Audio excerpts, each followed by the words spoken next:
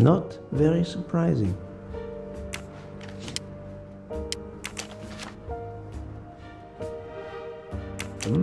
Unusual letter, this.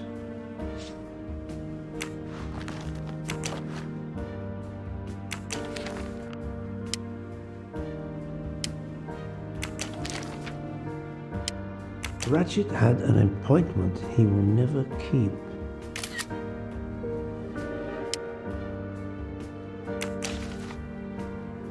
A meeting place on the back of a postcard. Someone with the initials A.W.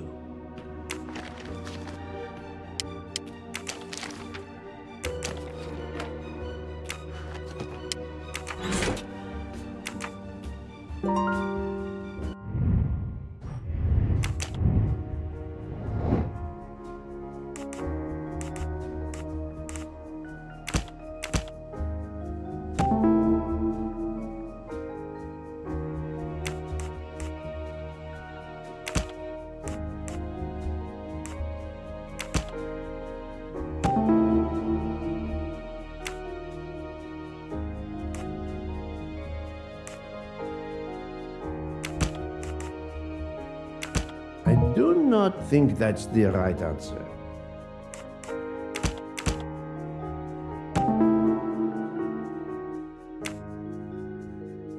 I can't imagine Ratchet taking a sleeping pill if he feared for his life. My little gray cells did not let me down.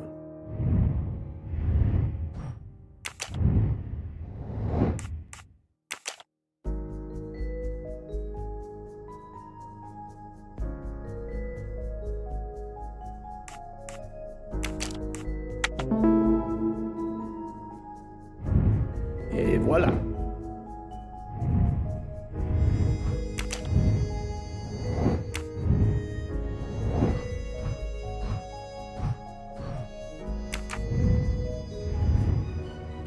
I think I've seen everything I need at the moment. I'm counting on you to finish your analysis. I'll have a more detailed report for you as soon as I can.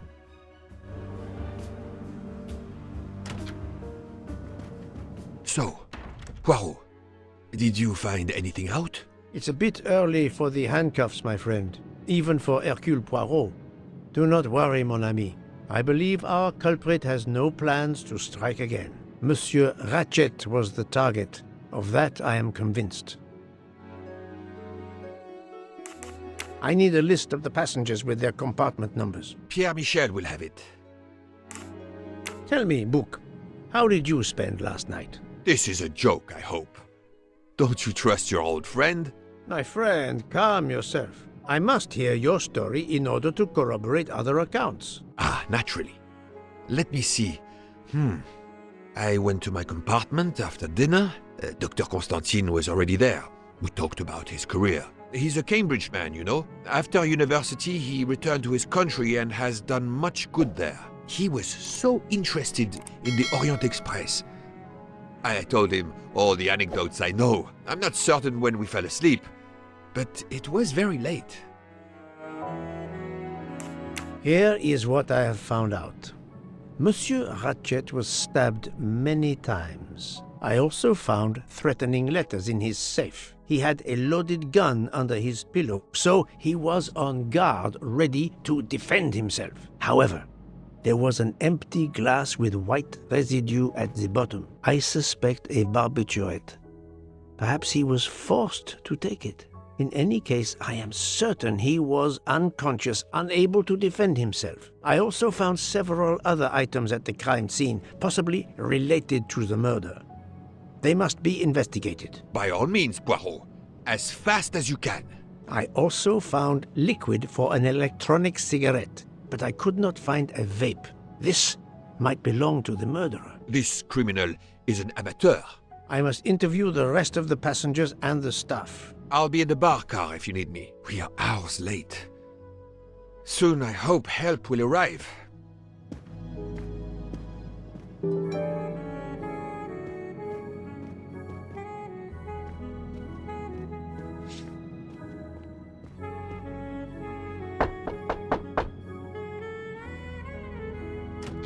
Good morning, madam. I am Hercule Poirot. Caroline Hubbard. What can I do for you, Mr. Poirot? I am the bearer of unfortunate news. It's obvious with all the commotion that something has happened. Madame Hubbard, I am afraid your neighbor, Monsieur Ratchet, was murdered last night. Oh my God! I knew it! I knew it! I would like to ask you some questions, but first, may I inspect your room? Of course, yes, you must.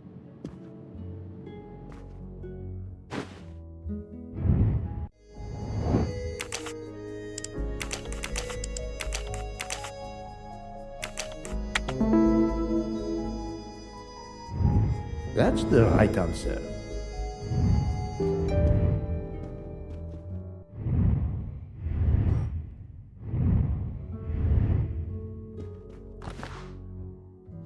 Here is a jacket button. It bears the logo of the Orient Express.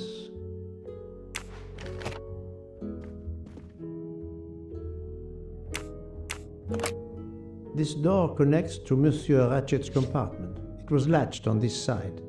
The luxury of the Orient Express is present in every detail.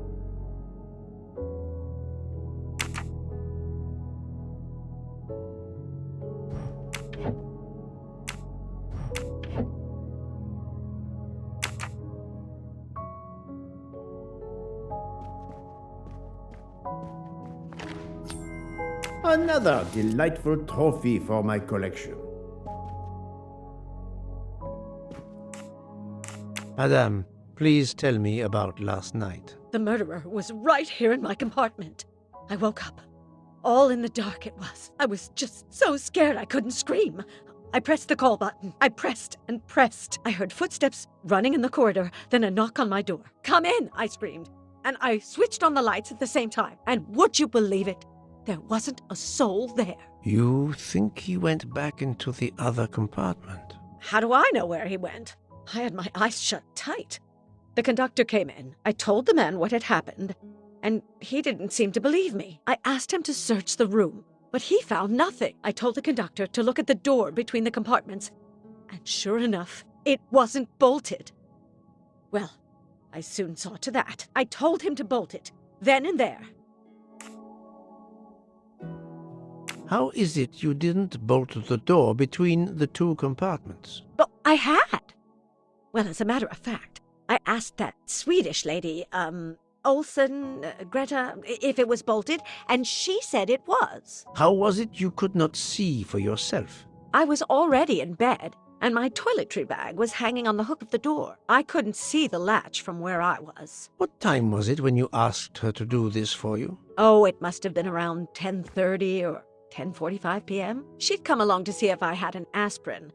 But instead of opening my door, she opened Mr. Ratchet's door by mistake. He said something quite rude, like, "Not a chance, lady, you're too old." It shocked her. She came in. I told her where to find the aspirin, and she got it out of my toiletry bag. Poor girl, she didn't have a good night. The same could be said for Monsieur Ratchet. It appears Mademoiselle Olsen may be the last person to see Ratchet alive. Is this your handkerchief? No, not at all. Yet it is embroidered with an initial H, like your name. I don't care. It's not mine, and I would certainly never buy something so impractical as that frilly thing. Are you a smoker? No, definitely not. Filthy habit.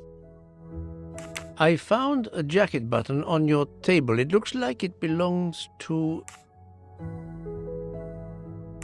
a train employee. The button bears the logo of the Orient Express. Well, of course the conductor came in last night, but he didn't go near that table. Still, it's a safe bet that it belongs to the conductor. I'll check his jacket later, to be sure. I have not finished inspecting your room. If you don't mind,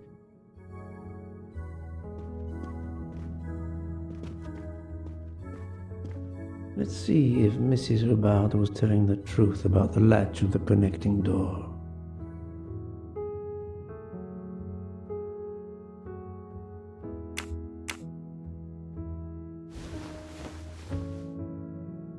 This hook is probably where Mrs. Hubbard hung her toiletry bag. This hook is probably where Mrs. O'Bowd hung her toiletry bag.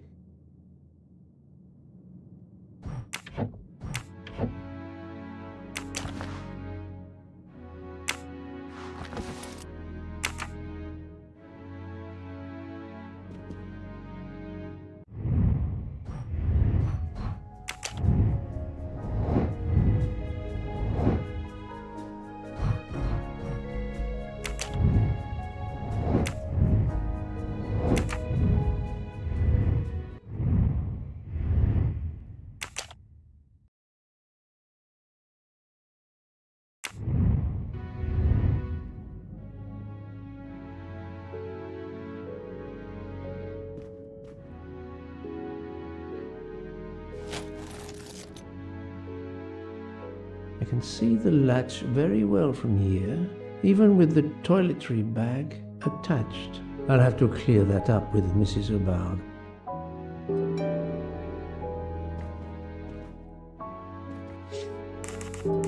Mrs. O'Bowd, you told me that the door connecting the two compartments was closed, correct? Yes, it was, as I told you.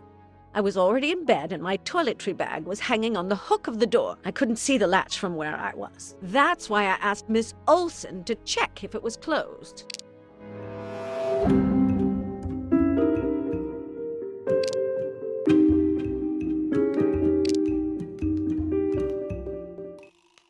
Are you sure everything you've told me is accurate, Madame Hubbard? Of course. I have an excellent memory. Mrs. Hubbard, I tested putting your toiletry bag on the door hook as you told me. From your bed, you can easily see the latch on the door. The toiletry bag does not hide the latch at all. Are you saying I'm lying? It may have been stuck somehow in a different position, or I may not have seen it in the darkness. Or I didn't think to look, you irritating man. Details matter, madame. A man has been most savagely murdered. You will excuse me if I attempt to separate the truth from the false. Forget my toiletry bag and focus on who entered my compartment. Probably after killing Mr. Ratchet. Madame Hubbard is a force to be reckoned with, but I suspect I'm not done with her. Thank you for your assistance, madame.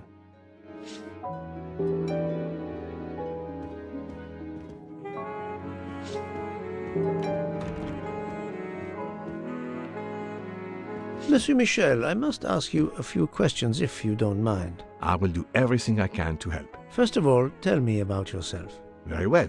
My name, as you know, is Pierre Michel. I am from Calais. I've been with the company for over 15 years. Thank you.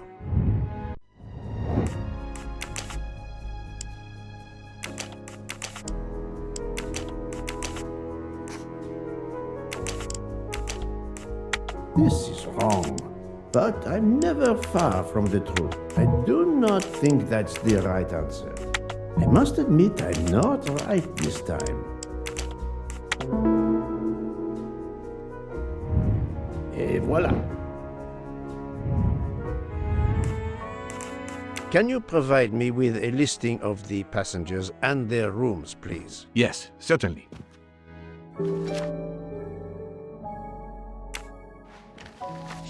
Are you a smoker? Indeed. Do you smoke e-cigarettes? No, tobacco only. I would like to reconstruct with your help the events of last night. Monsieur Ratchet retired to bed. When? Almost immediately after dinner, sir. Actually, before we left Belgrade. Did anybody go into his compartment after that? His valet, monsieur. Monsieur Masterman. And then his secretary, the young American gentleman, Monsieur McQueen. And that is the last time you saw or heard of him? No, monsieur. You forget that Monsieur Ratchet rang his bell around 12:40 a.m., soon after we had stopped. I knocked at the door, but he called out in French, "Ce n'est rien, je me suis trompé." I then left to answer another bell that had just rung. Where were you at 1:15 a.m.? I was sitting on my little seat at the end of the car, facing up the corridor. Are you sure? I left a little after 1 a.m. to speak about the snow with my colleague Jean in the bar car. I came back later. There was a call. I remember speaking to you. Indeed, I remember. Carry on. It was the American lady, Madame Hubbard. She thought she saw a man in her compartment. Then around 1:50 a.m., I made the bed for Monsieur Ratchet's secretary, Monsieur McQueen. He had spent the evening talking with the English Captain Arbuthnot. At 2 a.m., I returned to my place and stayed there until dawn. What is the last station where we stopped? Winkowski. Could someone have come on board? Possibly. I was very busy. Owing to the weather, we were a few minutes late. We left at 12:10 a.m. I found a button from an Orient Express staff jacket. Did you lose one by any chance? No, monsieur. As you can see, I have all my buttons. It is not mine.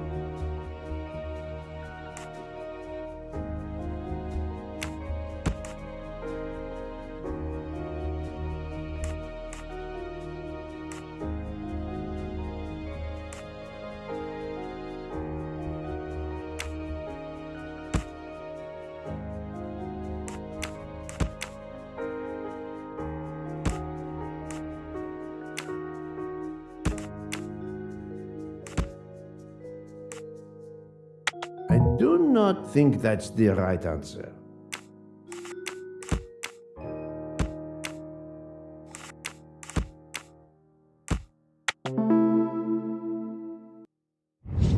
That's the right answer.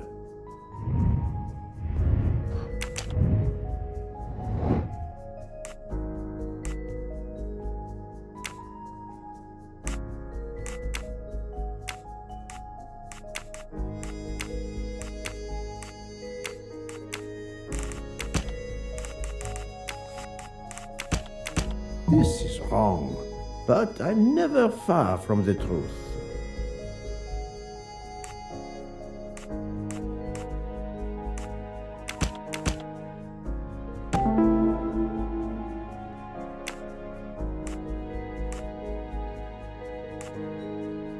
While Monsieur Michel was chatting with Monsieur Fauchet in the bar car between 1 a.m. and 2 a.m., the murderer could have escaped Ratchet's room without being seen. Et voilà!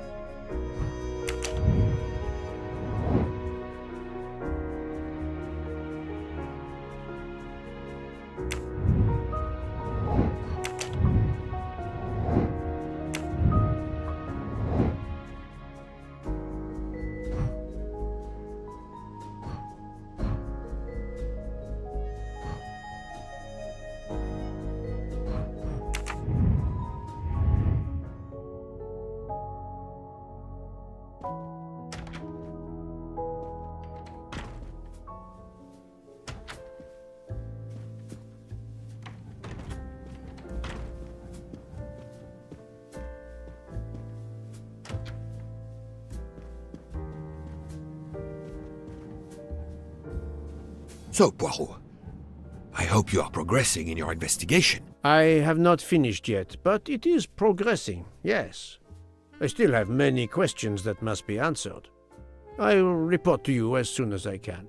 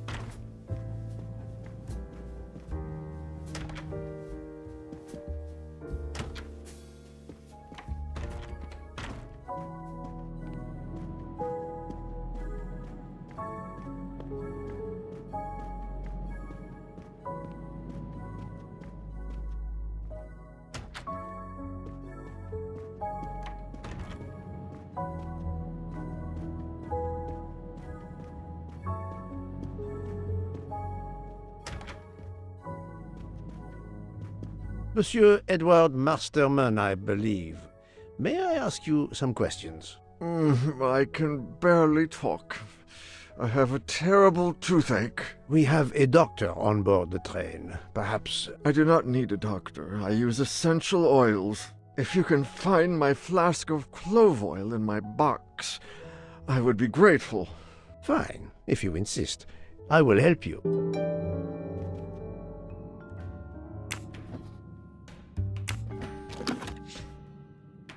By the smell, I think that the jojoba oil spilled on the other bottles, leaving their labels illegible.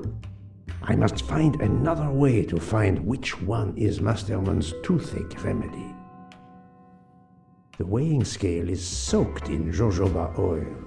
It's unusual. Ah, this old scale will do the job. To start, I must first arrange the vials from the lightest to the heaviest.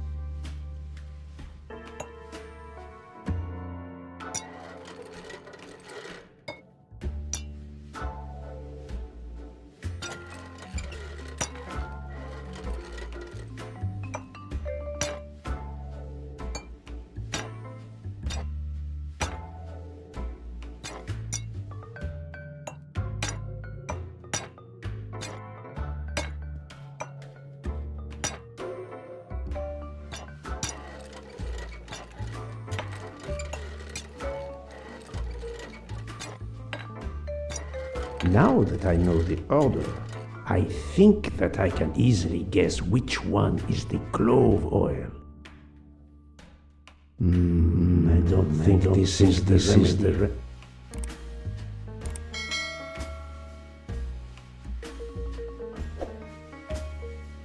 Here is Monsieur Masterman's remedy.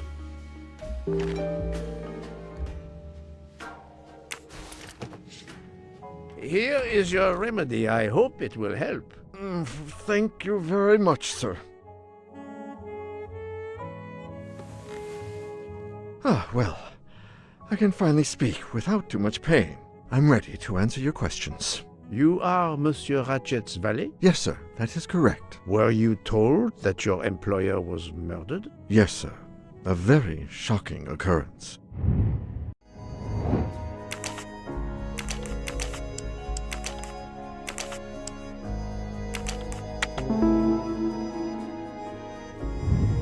That was easy. At what hour did you last see Monsieur Ratchet? It must have been around 9 p.m., sir. That or a little after. I went to bed around 10:30 p.m., same as the person who shares my room, Mr. Foscarelli. He almost immediately began snoring. What did you do then? I read, sir, and I spent a while soothing my toothache with clove oil and listening to the snoring. Did you hear anything during the night? Yes, my roommate snoring. Are you a smoker? Yes, sir. I have a cigarette now and then to relax. Tell me about your employer, Monsieur Ratchet. I've been working for him for 9 months. I should not wish to speak ill of the dead, but he was not a gentleman, sir. Did you know that he had enemies? Yes, sir. I heard him discussing some threatening letters, sir, with Mr. McQueen. Did he mention these letters to you? He had been reading a letter when I came in. He asked me if I was the one who put it in his compartment. I told him that I had done no such thing, and he should report it to the police at the next station. How did he respond? He laughed, sir. You're joking. I do not joke, sir. Forgive me, I can see you do not. Was he taking sleeping pills? Always when traveling by train, sir. He said he couldn't sleep otherwise. Last night he asked me to give him 2. I did so, along with a glass of water. He dissolved them in the water. Did you see him drink the water? No, sir. I left right after I gave him the pills. Was Monsieur Ratchet a smoker? No. He finds smokers disgusting. Can you tell me again why you gave sleeping pills to Monsieur Ratchet? Yes, I gave him the pills because when he takes the train, he has trouble sleeping. The letter must have worried him. He specifically asked me to prepare the sleeping pills. I didn't see him drink the water with the pills in it.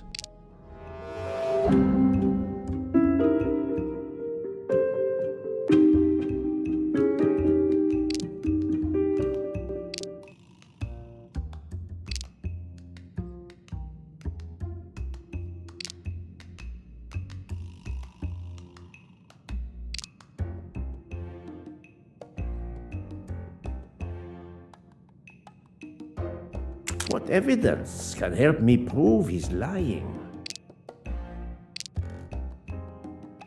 Monsieur, I believe you are not telling me the truth. What? How can you say that?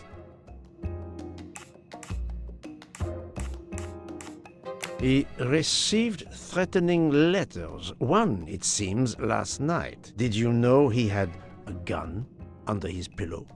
And even asked for my help to watch over him? I find it strange that he asked you for sleeping pills when he was afraid for his life and prepared to defend himself. I'm sure I don't know. Maybe to calm his nerves, maybe out of habit. It makes no sense. Wait, please. Isn't it possible that Mr. Ratchet asked me to prepare the pills, but didn't plan to drink them for some reason? It is possible. But I am a student of character, monsieur, and the Monsieur Ratchet you describe is not the man I met. If you'll excuse me, my toothache is getting worse again. I'm afraid this time you must prepare your own clove oil.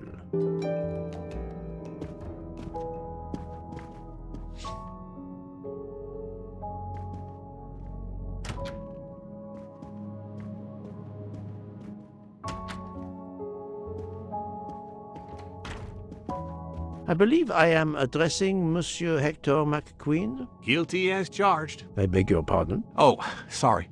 Just an expression. My father used to say it. You must have had an interesting childhood.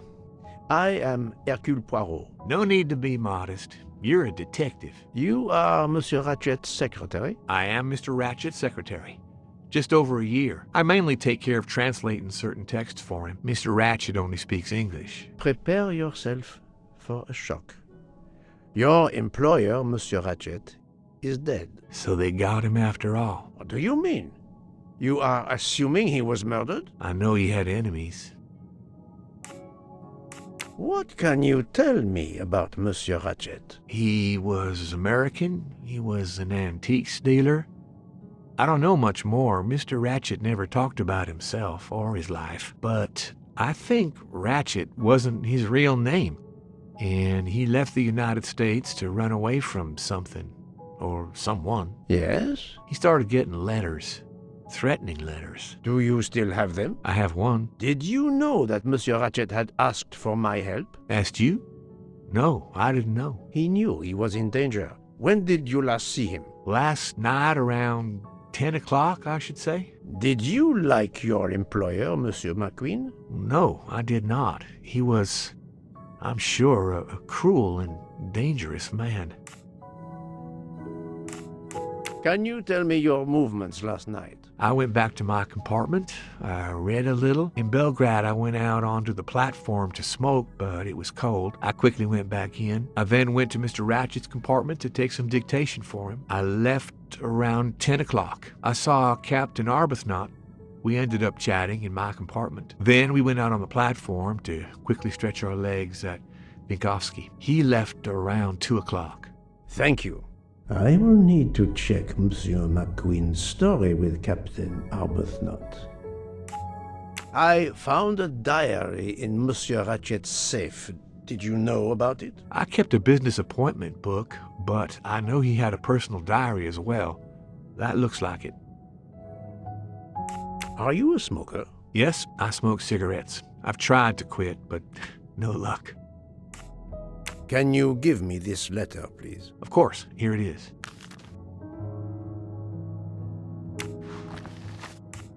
Was Monsieur Ratchet a smoker? No, he hated the smell of smoke.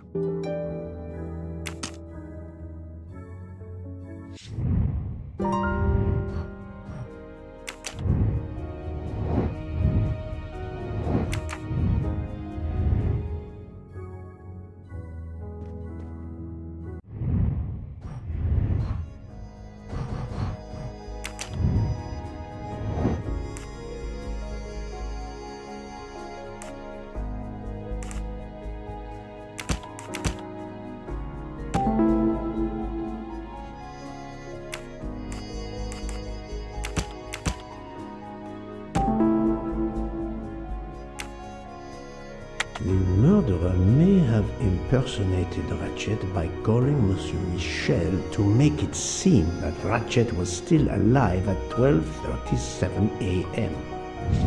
That's the right answer.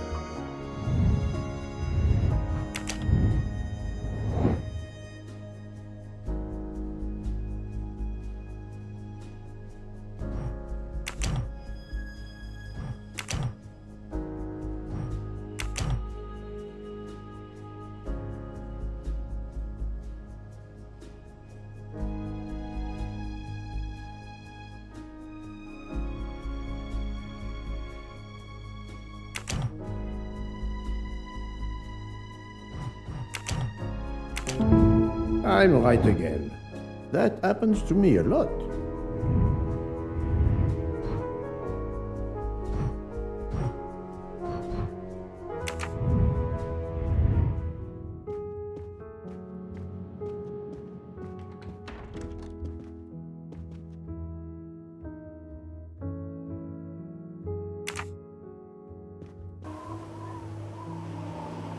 The train is completely trapped because of the avalanche. Hopefully, not for too long.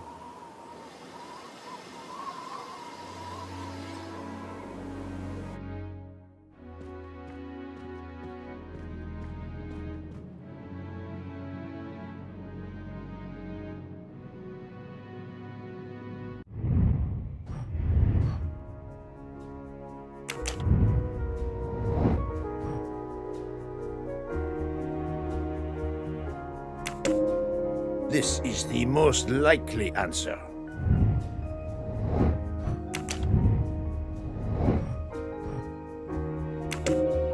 According to the information I have, this is a solid choice.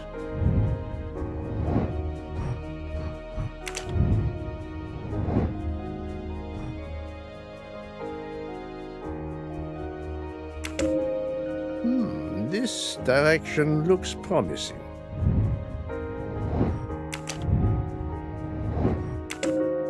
Very well, I choose to go this way.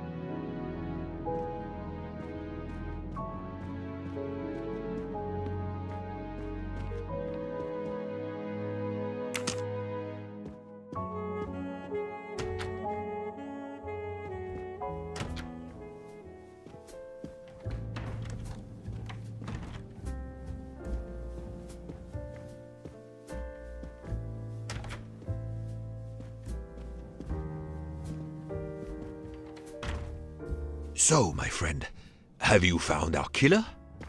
Not yet, but I will tell you what I have learned. Please. Our assassin could have gotten on the train at Vinkovsky disguised as a conductor, entered Ratchet's room, and killed him. Then he walked out through Madame Hubbard's connecting door, where he lost a button from his jacket. He had to wait for Monsieur Michel to be absent. He waited too long. The train had left the station. He was trapped aboard. Indeed. He had opened the window to make it look that he'd escaped that way. However, if he waited until the train stopped again due to snow, his footprints would have been found. The murderer is still among us, on the train. There's a problem with the second-class toilets. What now? All morning passengers have been complaining that the door is locked, so I went to check. I knocked, but no one answered. I didn't think I should open it without speaking to you first. You did well, Monsieur Michel.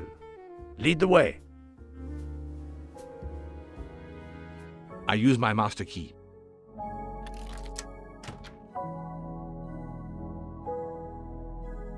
But who is she? Is she alive? She is breathing. Then if she isn't dead, isn't she our murderer? That, my friend, is what we must find out.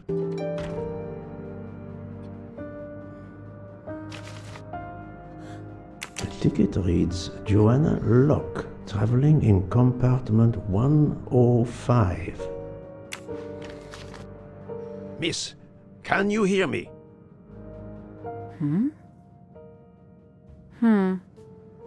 She's breathing. Her pulse is strong. There is no sign of physical violence. This woman is sleeping very soundly. This woman is sound asleep. Given her location, I would say she has been drugged and deposited here. Well, at least it's not another murder on my train. The train is, of course, full. Monsieur, the list I gave you indicates that Hildegard Schmidt shares her compartment. I will want to talk to her later. For now, we will concentrate on this mysterious young lady. Let's return her to her more comfortable bed. Good idea. Pierre, locate this woman's room and fetch the doctor. Yes, sir. I will question her when she wakes up. Please, let me know what you learn. Mademoiselle Locke's compartment is 105. I suggest we return her to her more comfortable bed. Yes, hopefully she will awaken soon.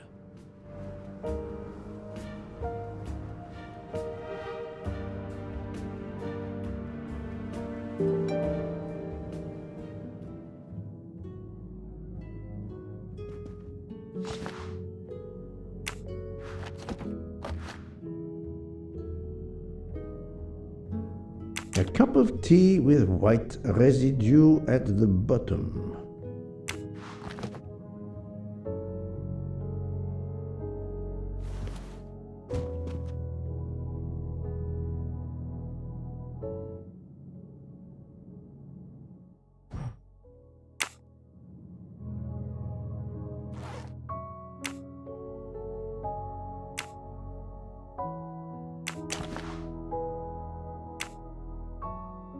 A briefcase and a wagon-lit conductor's jacket. And the button is missing.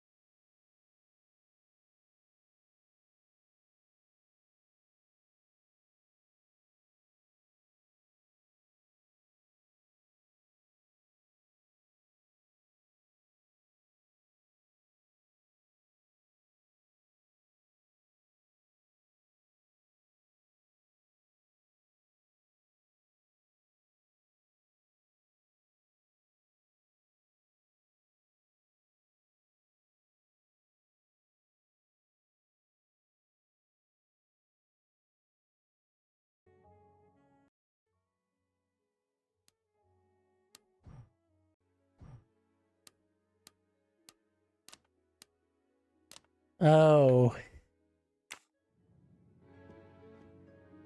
Alright, so this took me a little bit too long to figure out, but I eventually got it. So this, you don't have to find the code to it. It clicks. We really need to find the combination. But of course, tried 2, 3, 4. So, Poirot, any...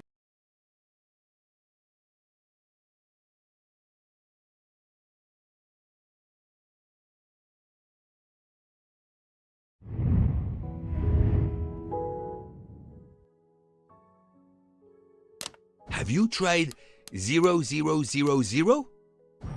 We really need to find the combination.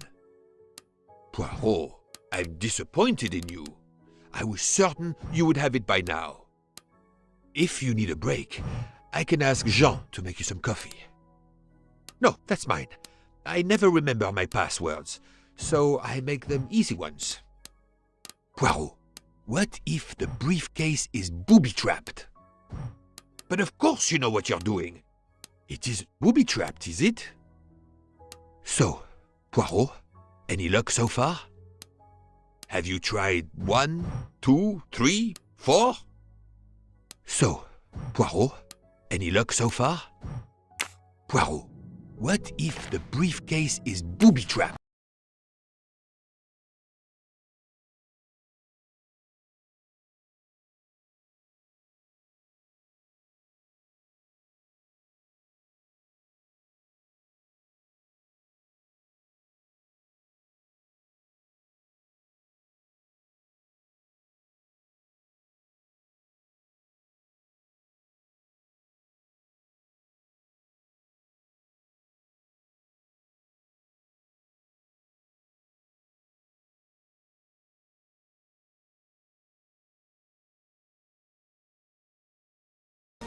What's going on, guys, and welcome back to my channel. This is going to be my part 1 playthrough of AGATHA CHRISTIE.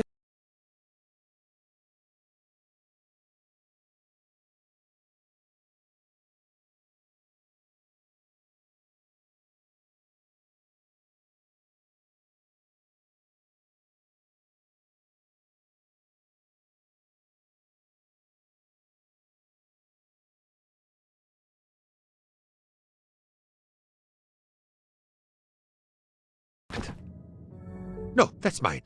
I never remember my passwords, so I make them easy ones. If you need a break, I can ask Jean to make you some coffee. Poirot, I'm disappointed in you. I was certain you would have it by now.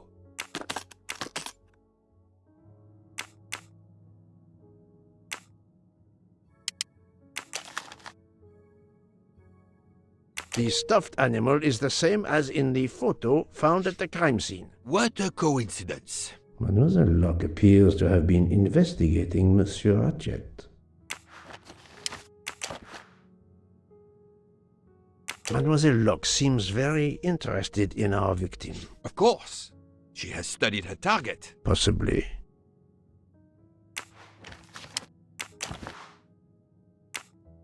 Her driver's license confirms her identity. She is American. These are fake IDs. It's certain. She has a gun. Come, Poirot. Criminals are often known to carry one. Ratchet was stabbed, not shot. But then why take it on the train?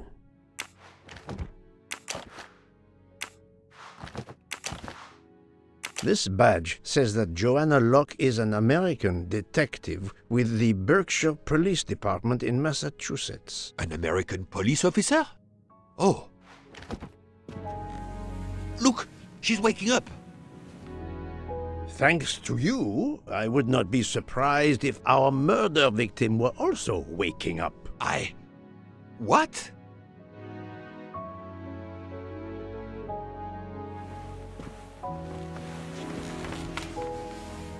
Oh, my head. What's all the yelling about? Who are you? Give me a good reason why you should not be in handcuffs. I can give you a reason, Book. Whose handcuffs will we use? I have none. Do you? Well, I... You are Joanna Locke, mademoiselle? Yes, Joanna Locke. I'm a detective. Berkshire, Massachusetts Police. I have found your credentials, mademoiselle. And I know who you are, Mr. Poirot. Then, if the introductions are complete, perhaps the explanations may begin. I'll try.